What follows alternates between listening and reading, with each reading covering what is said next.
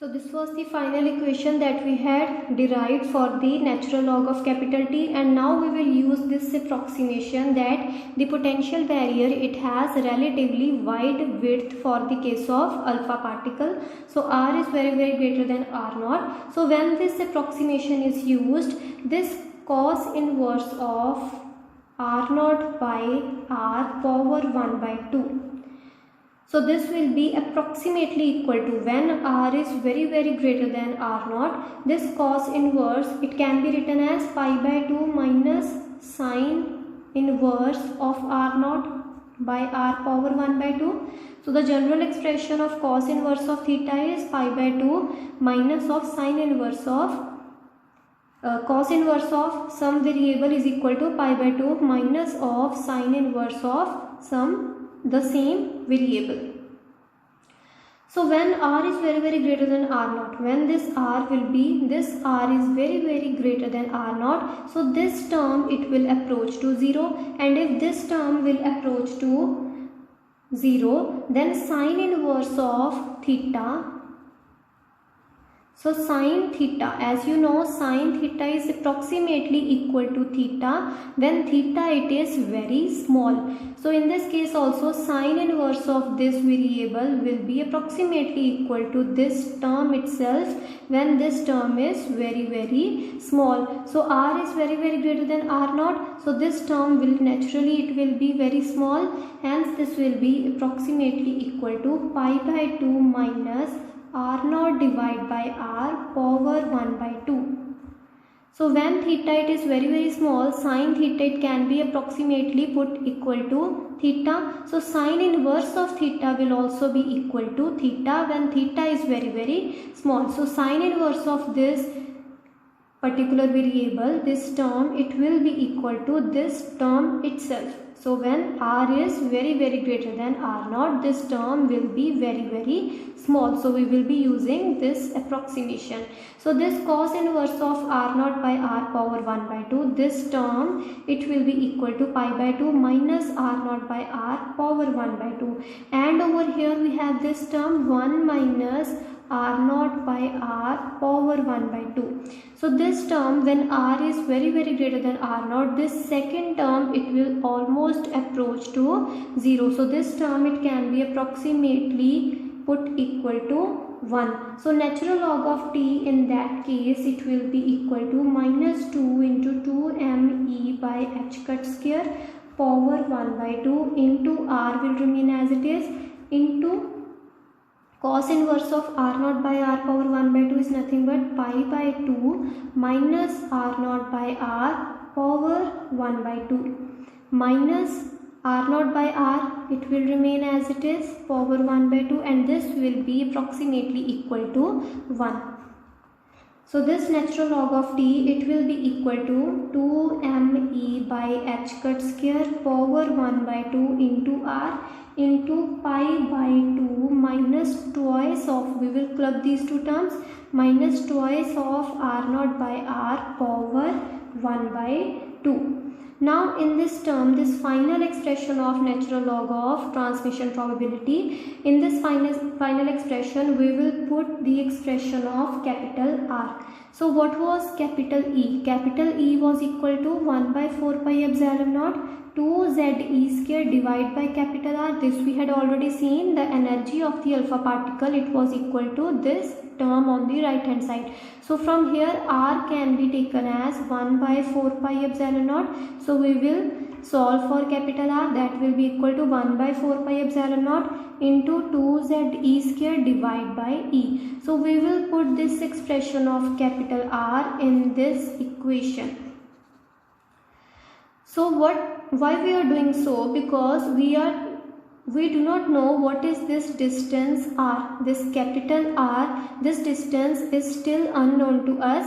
What we know is, we know energy of the alpha particle. So from this energy of the alpha particle, we can calculate capital R. So in this equation, we are just substituting the formula for capital R. So that will come out to be, so when you will put R is equal to this term, so natural log of t, it will get simplified to 4 into E by h cut into m divided by pi epsilon naught power 1 by 2 into z power 1 by 2 into r naught power 1 by 2 minus of e square by h cut epsilon naught m by 2 power 1 by 2 into z into e power minus 1 by 2.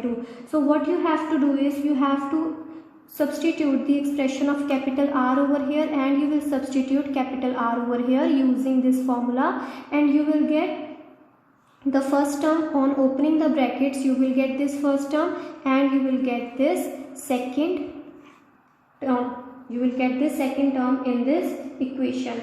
So on putting the various values, on putting h cut value, the value of E, the mass of the alpha particle, on putting all those values you will get natural log of T. It will be equal to 2.97 z power 1 by 2 into r naught power 1 by 2 minus 3.95 into z into e power minus 1 by 2. So putting all these constant values, so you will get this final equation of natural log of transmission probability. So you can clearly see the transmission probability, it will be non-zero. So transmission probability, it is given by this formula, and obviously on putting the values you will get a non-zero transmission probability. It means that there is a probability of the alpha particle to escape that barrier. So since the alpha particle's energy is very less as compared to the height of the potential barrier, but according to this Gamow theory, which was derived using the quantum mechanics, so according to this theory there is a non-zero transmission probability, though the probability is very small, but that is a definite probability that alpha particle will escape the potential barrier. Now in this formula, this E energy, it is in, this is the kinetic energy of the alpha particle and it is in mega electron volt. So when you are given the energy of the alpha particle in mega electron volt, so you have to directly put the digit. So if you are given to 4 mega electron volt, you have to put over here 4 only. So you have not to convert it into joules. So in this formula, the energy that you take, it is in mega electron volt, and this R naught, it is in Fermi. So if you are given the radius R naught as 2 femtometer or 2 Fermi, so you just have to put R naught is equal to 2 and then you will evaluate the expression, the value of natural log of capital T. So you do not have to convert it into meters. So the energy, it has to be taken in mega electron volt directly, and the R naught distance, it has to be taken in Fermi directly. So we just now derived the expression of natural log of transmission probability. It comes out to be equal to 2.97 z power half r naught power half minus 3.95 z into e power minus 1 by 2. So this energy of the alpha particle E, it is taken in mega electron volt, and this nuclear radius R naught, it is taken in Fermi. Now let's convert this natural log of transmission probability. Let's convert this natural log into log base 10. So when this is converted into log base 10, so you can convert it by yourself. So that will be equal to log of capital T. It will be equal to 1.29 into z power half r naught power half minus 1.72 into z into e power minus 1 by 2. So just what you have to do is natural log of capital T, it is written as 2.303 into log base 10. The natural log, it is related with log base 10 by natural log is equal to 2.30 into log base 10. So that is the relation that you already know of natural log and log base 10. So when you will evaluate, you will get log base 10 as equal to this right hand side. Now the very starting of this article of Gamow's theory, we had done that the decay constant lambda, it is written by nu into capital T. So this we have already done the formula of decay constant. It is equal to nu, which is the collision frequency. It is the number of times the alpha particle is colliding in 1 second. It is colliding with the potential barrier. So alpha particle, it is present already inside the nucleus. So that is the first assumption of this theory, that the alpha particle, it exists as an entity inside the nucleus. And the second assumption was that the alpha particle, it is in continuous motion and therefore it will keep on hitting the potential barrier, and it will at a particular time, it will just cross that potential barrier and will be emitted out of that nucleus. So that decay constant of the nucleus is given by collision frequency into the transmission probability. So collision frequency, it is the number of times the alpha particle is colliding with the potential barrier in 1 second, into T, which is the transmission probability. So this gives us the probability that the alpha particle will cross the potential barrier. So this is the formula of the decay constant. Now this collision frequency we had done, this frequency formula, it is equal to velocity of the alpha particle divided by the average of the distance which is travelled between two collisions, and that is equal to twice of the radius. So this formula you have already done in the previous lecture, so you can go through that particular formula where we had derived what is this nu equal to this collision frequency, it is equal to velocity of the alpha particle divided by the distance which is travelled between two successive collisions, and that is nothing but the diameter of the nucleus. So diameter is 2 into r naught, so into capital T as it is. So now from here we will take the natural log on both sides, or you can take the log base 10 on both sides. So lambda is equal to this, so log of lambda will be equal to log of V by twice of r naught plus log of capital T. So we have used the property of log A into B, that is log A plus log B. Now this log of capital T which we had derived using the Gamow theory, so we will put this expression in log of capital T. So we will get log of lambda, on simplifying you will get log of lambda will be equal to log of V by twice of r naught plus 1.29. So we are just putting this expression of log of T in this equation. So it will be 1.29 into z power half r naught power half minus 1.72 into z into e power minus 1 by 2. So this is the final expression of the relation of log of lambda with the energy of the alpha particle.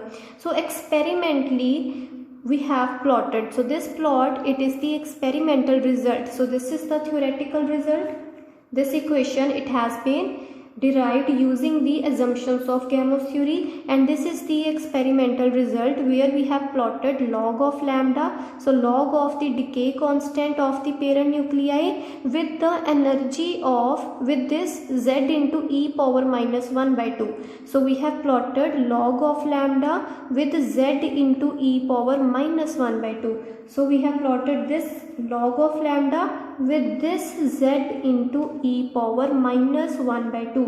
So keep in mind this is constant and this is also constant. So these two terms, these are constant values. So what is variable? Lambda is variable because as you will change the parent nuclei. So if you will go from uranium to thorium or from any other, if you will take any other parent nuclei, the lambda of that parent nuclei will change because decay constant, it is constant for a particular nuclei, but it changes as you change the nucleus.